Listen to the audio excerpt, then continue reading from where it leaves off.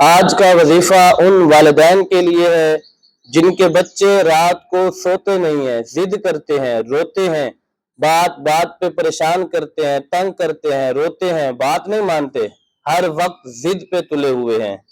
تو ان کے لیے یہ خاص وظیفہ لایا ہوں۔ تھوڑا مشکل ہے، یہ عمل کریں، انشاءاللہ العظیم آپ کے بچے آپ کی بات بھی مانیں گے، رونا بھی چھوڑ دیں گے اور رات کو سکون کی نیند سوئیں گے۔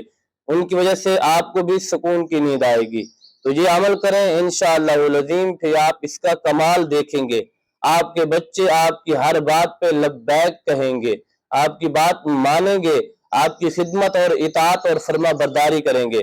آپ نے قرآن پاک کو اپنے سامنے رکھنا ہے، سورہ رحمان کھولنی ہے، اور پھر آپ نے سبز رنگ کا ایک دھاگا لینا ہے۔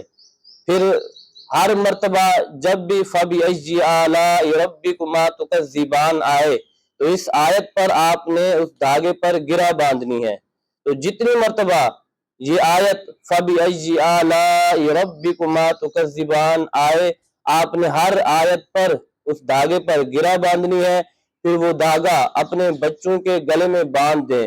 تو انشاءاللہ العظیم اللہ تبارک و تعالی اس کلام اور اس سورت کی برکت سے آپ کے بچوں کے ضد کو ختم فرما دے گا، اور پھر آپ کے بچوں کے لیے آپ کے لیے آسانی پیدا ہوگی، اور پھر اس سورت کی برکت سے اللہ تبارک و تعالی آپ کے بچوں کے ذہن کو کھول دے گا۔